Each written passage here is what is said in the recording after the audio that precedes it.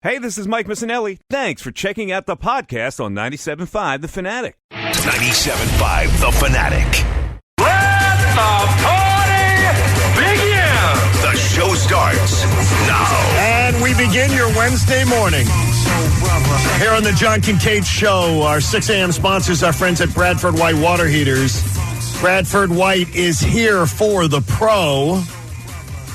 And Coach wanted us to know at the start of the show today that sometimes it snows in April. Now, I will tell you, Bob, I've been gone for 25 years until I came back. I do not remember ever snow in April in Philadelphia, ever. Yeah, I remember late March, as you well remember March. Yeah. Your wedding day. Yeah, blizzard on my wedding day. The day. blizzard of 93. Yeah. Also known as the Cooney wedding. But other than that, I don't remember snow in April. No, I think Coach is making. I think Coach is a bunch of crap this morning. Yeah. As we start out, where is Coach, by the way? Pat, did you run him off? You have him doing a special project or something? Coach has had a few rough shows. So we sent him down to our training facility in Shreveport, Louisiana. He's at a Get Right with Fart Man and the Wing Boss. There it is. It's the morning show down there. And hopefully he can work his way back up. Come on, Jamie, where was it? I was expecting, hey, Fart Man. What do you say, Fart Man? We say Fart Man. And the Wing Boss. Don't forget the Wing Boss. Yeah. There was a time the Wing Boss could have worked in this market. Maybe. The Wing Boss. You never know. Maybe, yeah. All right, Jalen Hurts. I inundated with emails yesterday from listeners of the show, and I got to get back to most of you who emailed. I had so many people that jumped in yesterday, and we appreciate you listening, appreciate the give and take. And I had two different people giving me a statistic that I'd never heard of. Now, Jamie tends to know a lot of these analytics things more than I do. These are the kind of things that make Anthony Gargano go out of his mind. Expected completion percentage. Jamie, do you know the expected completion percentage stat? I think kind of generally, but like the nitty gritty of it, not really. Yeah, I didn't either. It's so I kind of like like to go read about it. It takes into account like catchable balls, right? Balls in traffic. How many times you put balls in traffic? How many times you had open receivers? Things like that. Jalen Hurts is 36 out of 37 quarterbacks they score. Not good. That's the kind of analysis that Jamie's paid the big bucks for. I do not follow the statistic. I had to go read about it. I had never even heard about it. And there was a piece where it was mentioned in The Athletic yesterday, and I love The Athletic. Get Zach Berman's great work and so many other great writers from around the country. It's actually more damning than Jalen Hurts' weak completion percentage. Because this stat tells you he doesn't pull the trigger. He won't let it rip. And to me, there's a couple explanations. He doesn't trust himself, or he doesn't trust the receivers to catch the ball. And to me, it's disappointing that he will not let it fly. It's one of the reasons I'm close to joining Jamie in throwing in the towel. I'm not there yet, but I can't imagine being in any situation in life where if I roll the dice, I've got a chance to succeed. But if I don't roll the dice, I'm never going to know, and I most likely will never succeed. I don't understand not taking the chance. And to me, in all the stories I've read about 2021 Jalen Hurts, that may be the most disappointing one. Because this guy played in two of the most prominent programs in college football, highly recruited out of high school. He's played in national championship, national semifinal games. This is a guy who has played on the highest level. And for him not to either trust himself to let it rip, and that's a lot of this statistic, it gets me closer and closer to wanting to wave that flag on Jalen Hurts. And that's where we begin with Bob and Jamie and Pat, Connor and Mike. The coach will join us a little bit later on if, Fart Man and the Wing... Fart Man and the Wing Boss. He's down in Shreveport. And the Wing Boss in Shreveport. Yeah. If they let him get back. He's producing that show remotely this morning. He's got to get a couple segments under his belt before then he comes back up. So we'll see how the day plays out. I had no idea about this statistic, and we have some smart listeners and the overwhelming sentiment that I got was why are you guys all waiting to do what Jamie already did on Jalen Hurts? Really? That was the overwhelming? Overwhelming. Huh. Why are you... I felt like I've been kind of alone. Well, no. I said we all said we were close. Yeah, I think people are close. But I tell you, listeners, at least the listeners I was hearing from yesterday, it was, what are you guys all waiting for? How much more do you have to see? Yeah, I told you that the needle was going down on him for me, and then it stopped on Sunday because of a few throws. And I saw Jalen Hurts stand in a pocket and anticipate and make a couple of decent throws. And you know how the week goes on, that the guys that get the all-22, like the Brian Westbrooks and stuff, and they'll break down certain plays. And Westbrook had a couple of plays. The touchdown to Devontae Smith, that was a really good throw in a really tight window, and he anticipated and got rid of it before the cut was made. Everything you're looking for Jalen Hurts to do. I said to you guys on Monday, I was surprised that more than a couple of times I saw him stand up straight in a pocket and throw like an NFL quarterback. His feet weren't moving. He went back. He surveyed. He stepped up. Not even stepped up. He stepped with his foot forward and threw. And he missed Goddard on one play that he did. Yeah. And so that made the needle stop for me and say, all right, wait a minute. Maybe he's figuring something out here. So exactly what you're talking about, John. I thought I saw a snippet of it, letting it rip, anticipation throws. I thought I saw a snippet of it on Sunday. I was on the 15-yard line in the red zone going into the wave the white flag. And I tell you, I dropped back to like the 20 after Sunday's game. But, Jamie, this expected completion percentage just shows you he's like the ultra conservative game manager, which isn't going to win. It's never going to give you a chance to win. Yeah, my problem with Hurts is not the plays he makes, or it's the ones he doesn't even attempt. Devontae Smith's been open all year, and half the time he's bailing from a pocket, not looking downfield. Can he get better at those things? Probably, but we've all known this is an accelerated timeline to be judged on. You have 1 year to prove it. I haven't really seen enough of picking up all the plays that need to be made over 17 games. I don't think he trusts himself. So you think it's he doesn't trust himself, not the alternative of trusting the people he's thrown it to? Yeah, because I think he bails too quick, and that says to me that he knows he can make plays with his legs. He's not sure if he can make that play with his arm, and that's where my big concern comes from. By the way, Pat, one of the other things that makes it damning for Jalen Hurts, as far as quarterbacks under duress, he's not been under duress. This Eagles offensive line has been pretty good. I think if you ask him, he's under duress because he takes off at the drop of a hat. It's between the ears. It's so frustrating. I mean, if I see one more Jalen Hurts roll out in the red zone as he's trying to dive in for it. Like Jamie's right. I don't think he trusts himself. Yeah. But I also think at this point he knows what he is. So he goes, okay, well, the one thing I can do is protect the football. If I don't think I have it, I'm not going to throw it. Carson Wentz's big problem was the exact opposite. He would let it rip. Yeah, he thought he had every throw. I'd kind of rather have that guy, though, than what Jalen Hurts has, because he's really neutered the Devontae Smith and Dallas Goedert, and I'm not going to say Jalen Reagor, but he's neutered some of the weapons that they have on this team where we're sitting here pumped up if they have 4 catches for 60 yards. Well, then hearing that from you, why have you not thrown the flag? Why haven't you waved it?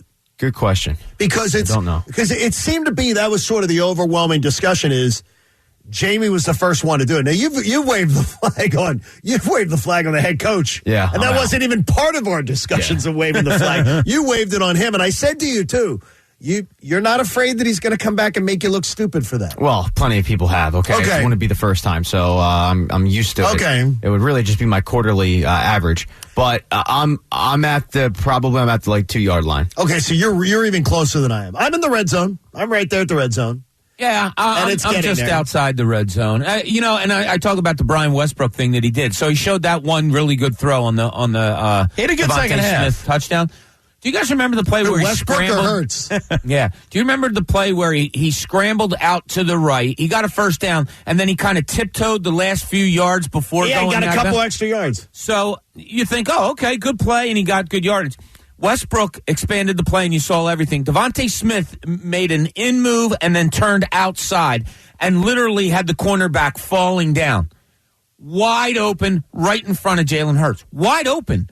Now, Hurts maybe gained the same amount of yards as he would have gained had he thrown it to Smith, but wide open and didn't throw it to him. And instead was more comfortable scrambling out. And just like Pat and Jamie said, there was nobody around. There was no reason for him to even scramble. If he just stayed in the pocket, watched Devontae Smith make his double move, it was wide open. He doesn't trust himself making certain throws. And it seems that out, which is that's a throw that a good arm has to make. It seems that long out, he is just not comfortable with. To me, those are the two most important things. Look, I'm an idiot on the radio. I'm not in a front office. Not only on the radio. Don't sell yourself short. I'm not in a front office giving these guys contract extensions and breaking down their tape. But to me, the 15-yard out to the sideline is the most important throw to judge a quarterback on. Nowadays. And the other thing I judged right off the bat is pocket awareness. When you see these guys like Burrow and even Tom Brady early in his career, they have this Mr. Miyagi sixth sense of keeping their eyes downfield and sensing things around them, when to take that half step forward, when to just navigate a pocket. I just don't see it from him. Can he develop it? Maybe, but unfortunately, he's judged on 20 games. And here's I've been thinking about this too, and Jamie, you're so right. Those guys just have an innate feeling of what is around them from the waist below and all that stuff. How do you practice that? I don't know. See, I don't know if you can. I think it's built in you or not. You. Yeah. Because, we used to always see Carson Wentz do the, shuffle back and forth and all that with nobody around him and then make a throw. And I used to think, really? Why all the extra movement? Yeah, I think it's just... it's just in you, yeah. And if you don't have it, you can't learn it. Hey, Martin Law is the law firm for injured workers. Visit paworkinjury.com. So yesterday on the way home, I'm listening to Cuz Radio, and Anthony and the Chunas are going back and forth. And Chunas says something that I thought was interesting. He goes, "How long are we going to go with this?" Well, it was only his 13th start. He said, you guys on the post-game show were getting, well, it was only his 13th game. It's only his 12th game. It's a good question. It's only his 11th game. It reminds me of parents that you would ask, how old's your kid? 1. How old's your kid? My kid's 1. How old's your kid? 17 months? 16 months? Oh, 15 months. I've never freaking understood that. It's like, 15 months, 19 months. What are you talking about? If you're talking to another parent with a newborn, you can at least kind of... but it's because they're measuring. No, it's because people are measuring, going, well, look at my kid. My kid's 15 months, but look what they're doing. They're walking. Yeah. My kid's 18 months, and look at them. They can hold their head up and bounce around. I'm still measuring. You go, how old's your kid? 17 months and 17 years and 10 months at this point. So I was wondering about that with Jalen Hurts. That's what it sort of seems like with him. Yeah, there's a lot of that. Is that his defenders are doing well, it's only been... And more often than not, they're right. I mean, it is... All right, 13 games into Carson Wentz's career. Did you know he could be an NFL starting quarterback? I knew it from the Jordan Matthews touchdown for his first touchdown in the league. I was sitting in the end zone. It was a beautiful, post route. It was Cleveland, right? Yeah. Yep. Cleveland Browns and he just threw it right to the post. I mean, and I was like, oh, this guy's got it. This is where this whole thing falls apart. You don't need, people are like, 13 games and you're judging them. Yeah. I mean, because that's what this season is. Is it a fair amount of time? To me, no. Probably not. No, I told you guys, basically Carson Wentz, take the off the field stuff away, got judged on one season and got out of here. Right. That's what's going to happen with Jalen Hurts. I had a guy text me last night. Yo, Bob, what do you think? Tyrese Maxey, is he an all-star? Is he going to be an all-star? Not meaning this year. And I'm like, my God, let these guys just play. I said to you guys, the needle stopped to me saying, no, Hurts isn't the guy the other day because I saw a couple of things, and we'll see if it plays out. I'm not sure if it will. That made me think, okay, he might be an okay game manager. He might be a guy that for another year, if you bring other pieces in and you're still building, that could be that gap to the next guy still. But, this quick judgment, it is crazy. It's crazy. Hey, don't miss the Temple basketball home opener against Maryland Eastern Shore tonight, 7 p.m. at the Leocore Center. It's $1 hot dog night at the game. Visit owlsticks.com. Jay in D.C. joins us on The Fanatic. Good morning, Jay. How you doing, John? What are you up to, Jay? Hey, I need you to answer a question for me. Sure. We all agree that Hurts is not the guy. Oh, I'm not there yet. I'm almost there, but I'm not there yet. Okay, but I still need to know what made Howie Roseman look at him and take him in the second round. Don't try to figure it out because nobody else in the NFL was taking him in the second round. He had a late third round grade.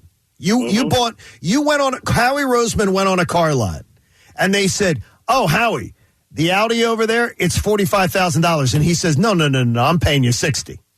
I'm going to pay you $60." And they're like, "Well, it's only $45. No, I'm going to pay you $60 for it." I mean, that's what I don't understand. Jay asking us to explain what Howie thought. I mean, I was intrigued as hell by the kid coming out of college. If they took him like Kirk Cousins. It was early. But if they took him like Kirk Cousins. But he's intriguing. Yeah. But if they did what Kirk Cousins, took him first pick of the fourth round, if they had taken the one quarterback in a second, I'd be fine with it. He wasn't going to be there in the fourth. I think he would have been there he would have been there mid to late third easily. Yeah, and maybe not in their range. I think the reason they did it, I'm not telling you it's right or wrong, is they felt as though he wasn't going to be there by their third round pick, and they wanted him. And Doug Peterson probably signed off on it. Howie liked him. They did their work on the kid, and it is what it is. And look at it now, huh? Yeah, you're never going to convince me that was a good move. Denny in Trenton joins us on The Fanatic. Good morning, Denny. Hey, good morning, guys. I know you guys are talking about throwing in the white towel. My question to you is the defense being so bad right now. Is that buying Hurts more time? No, or it's if they were actually better, would that be buying him more time? Yeah, but what's it going to change? Denny, here's the only thing I'm asking you. If he got 2 more possessions a game, are you telling me that he'd all of a sudden be a different quarterback? He'd let it fly? He'd be aggressive? I mean, we watched one season where Wentz was getting sacked every game, and we said, "What are you doing holding on to the ball?" Now this guy's running away from it, and we're getting mad at him. So Denny, I feel like any quarterback that came into this offensive line right now would not succeed in this offense. Denny, the offensive line is one of their strengths. Not the last 2 games I went to against the Chargers and Bucks. After he looked at his first receiver, there was 2 guys behind him and 2 guys in front of him. Denny, he's had. That's one of the things that I don't know. Yeah, I'm going to say I don't know what you're watching, but the offensive line is a. Well, because when he bails, it makes the pocket. It makes it collapse. Yeah, well, yeah, and the guys are out wide, crashing around, so he's dipping under, so it makes it not look like a pocket. He bails out early. Yeah. Oh my God! It's one read and run. And he makes it look like he's in duress, and he's not in many times. Hey, the 76ers. We didn't lead with it today because I don't know what that was last night. I mean, you're missing 4 guys. This is a joke. It's terrible. They square off against the Bucks, and they played hard. They did. I'm very proud of that effort last night. That was a strong effort last night. I love that effort last night. I really did. That was a fun game to watch. They battled. I didn't have legs watching them 2 nights in a row, and to see Andre Drummond putting gassed. in. Oh, yeah, but he was gassed. He is such a fighter on the boards. George Niang, he's not, to me, he's got to get in better shape. And so for him to have to go long 2 nights in a row, Tyrese Maxey, I don't know. I think the guy just plays basketball 24/7 because it seems like he's on the court all the time. But yeah, I thought that was I'm proud of that team. I'll tell you what, I couldn't be more happy after 2 losses than I was last night. Is there a way they learn that these lessons they're learning right now help them in March, April, May? I think so. Doc's probably conveying that to them. I think he loves Tyrese Maxey. I don't know how you don't. This kid's awesome. He is not afraid of any moment. To lose Seth Curry yesterday, an hour and a half before the game. Like, you're just going, are you kidding me? We had 8 guys last night. We're down to essentially 7 now, and you have to call up Charles Bassey. Like, whew. And you went toe-to-toe with the champs and gave him a good effort. And the Sixers in the NBA trying not to reschedule games. Yeah. And that was let known to people. They were going to do everything they could not to ever reschedule a game. Right. And every team's playing under that rule. You bring up a good point, John. Do you get something good out of it? Yeah, you do. You know what I got good out of last night besides the effort and everything else? And this is just a little minor thing, but that Milwaukee team's going to be in in front of you and a hurdle for you for a long time. B-Ball Paul did a pretty nice job on Giannis Antetokounmpo last night. Little thing, but it's in the back of your mind. Embiid, Drummond, Paul. I mean, yeah, you have 6 fouls to bring off the bench when you're playing Milwaukee. Maybe in a series, maybe in a tight game down the stretch. It's a good little tool to have. Let's see what Dustin in Willow Grove has to say. Dustin, good morning. You're on the Fanatic. Good morning, fellas. I know you guys just jump in the Sixers right That's all right. now, but just to jump off what you're just touching on about our quarterback, and would you have more respect for him? I know a lot of people are not respecting him. You know what? I'm on that boat right now because he's bailing so early. But we're supposed to have a very good offensive line. It looks like he has zero faith in his offensive line by bailing so early. You look at Justin Fields in Chicago. He's getting mauled because he has no offensive line standing in the pocket. He's not bailing early. Justin Fields behind this offensive line would look a hell of a lot better. I agree. I mean, he's the thing is they're two different guys, Dustin. Justin Fields I don't think has that same clock yet that some of these other quarterbacks have, but Justin Fields is a guy who stands there. He's willing to stand there and put himself at risk. Yeah, I think what Dustin's saying is I don't think the trust is about the offensive line if you're comparing Fields and Hurts. I think the trust is the arm. Right. Fields trusts his arm, so he'll wait till the last minute. That throw he made to the tight end going one way and coming back and throwing the other for a touchdown, that's trusting your arm. I don't think Jalen Hurts has that trust in his arm yet. Like Justin Fields as a quarterback right now ends up in a game he'll have 2 or 3 good series, and then he'll have 4 or 5 series where he's inadequate. He's just learning. But they threw him into the Wolves, and he's got a bad offensive line in front of him. It's not, and you had all the NFL analysts clamoring from the beginning. He's got to be in there. Just throw him in there. Throw him in there. I didn't agree. But this will pay dividends for him next year. Hopefully. It will. You gotta take your lumps. God, when I saw Jason Peters helping him up off the field the other day, I was like, oh my God. First of all, Jason Peters helping someone else up. Yeah. Was what you were shocked by. Yeah, well, he was helping him up because his guy had already sacked him. That's what it was. Hey, we appreciate you jumping in early this morning. Remember, tomorrow, 5 to 7 p.m., PJ Wellahans in Bluebell. It's our happy hour tomorrow, and if you're active or retired military, you can receive a 5-piece PJ's Wings for free. We look forward to seeing you out there. There is a job that no one seems to want in Major League Baseball. Is it a Phillies job? John Kincaid Show on the Fanatic. That's me. My mic's not working. It is me. On my mic wasn't fire, working. baby. It's Week 10, and FanDuel Sportsbook, in partnership with Valley Forge, wants you to get the most out of every play. They're giving everyone a $10 risk-free bet every week. Thursday night, well, it's a great opportunity to give it a try. Just bet a same-game parlay with 3 legs or more, and if your bet doesn't win, FanDuel will pay you back up to $10. Kind of an interesting game on Thursday. You have Baltimore down at Miami. Here's something that intrigues me. I love Baltimore to cover the 7.5, and I'm going to go 2 bets on Lamar Jackson. I'm going to go under the 234.5 passing yards, but I'm going to go over the 64.5 rushing yards for him. Lock in your bet today on FanDuel Sportsbook and get up to $10 back if your bet doesn't win. Sign up with promo code Bob to also receive 30-1 enhanced odds on either team to win the Monday night matchup between Los Angeles and San Francisco. Win $150 on just a $5 bet. That's promo code Bob, so they know I sent you. 21 plus and present in Pennsylvania. Refund issued as non-withdrawable site credit that expires in 7 days.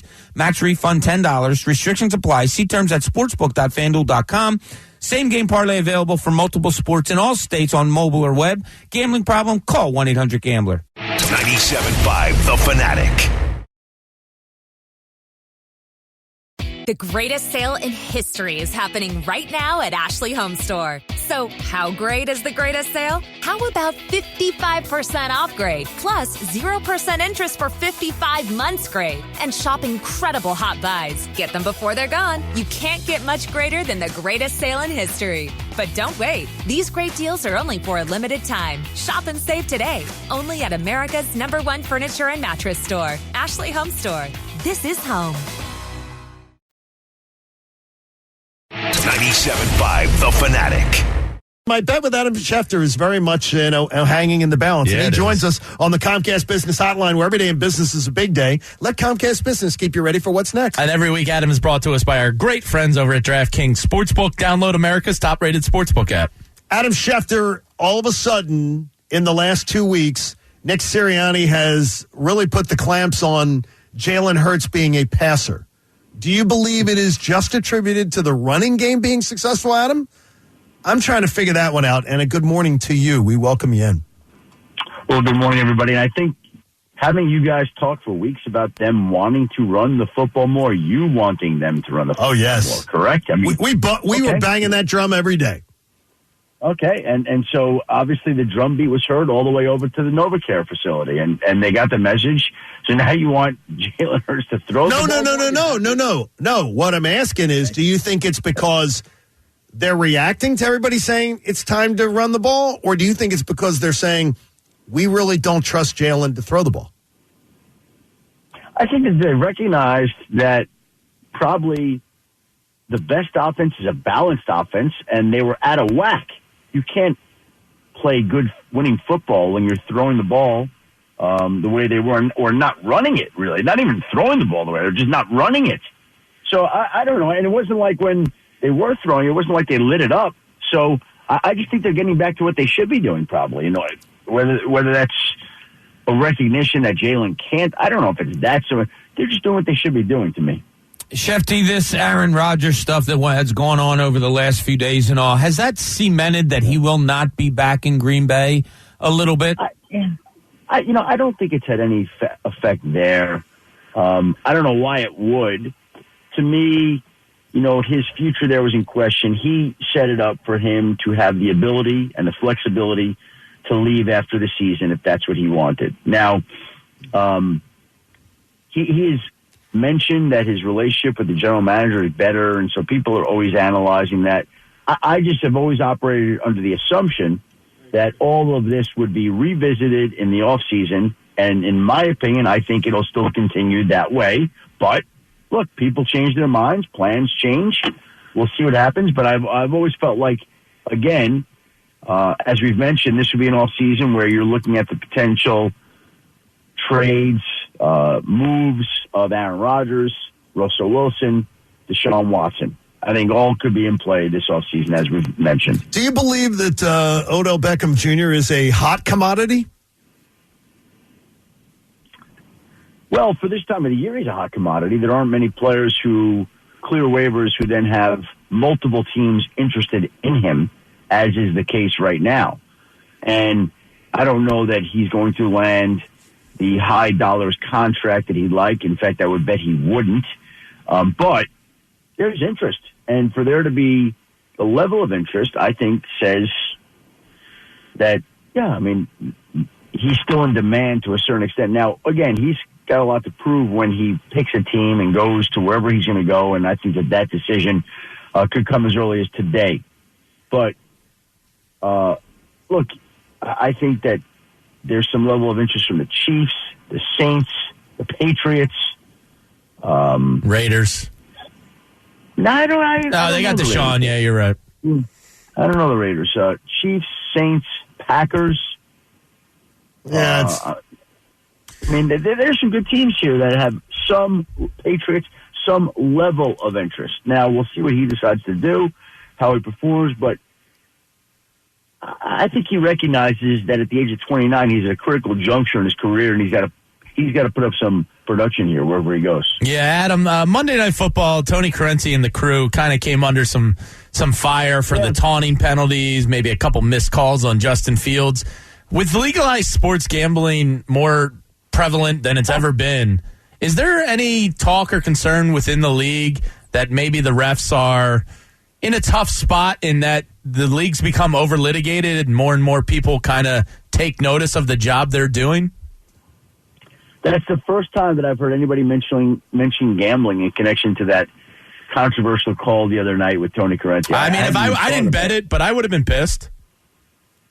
Well, yeah, of course. But you know what? Look, when you bet, these are the chances you take. Are you pissed at the field goal kicker that goes wide left on something? Yes. Are you pissed at I mean, that's part of the fun and glory and frustration of going on the betting ride that people do each week, right? So whether you're mad at an official, a quarterback, a kicker, whatever, there's always somebody that you're going to be wondering, man, what is that, right? So, the league always, it's funny. When I first started coming to the league back in 1990, way back when, gambling, wow, was that frowned upon? It was taboo, yes.